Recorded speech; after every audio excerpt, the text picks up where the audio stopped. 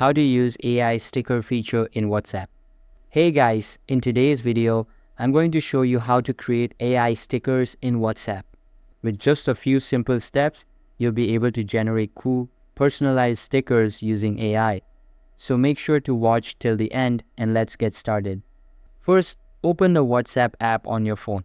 Now go into any individual or group chat where you want to send the AI-generated sticker. Tap on the emoji icon in the message box at the bottom.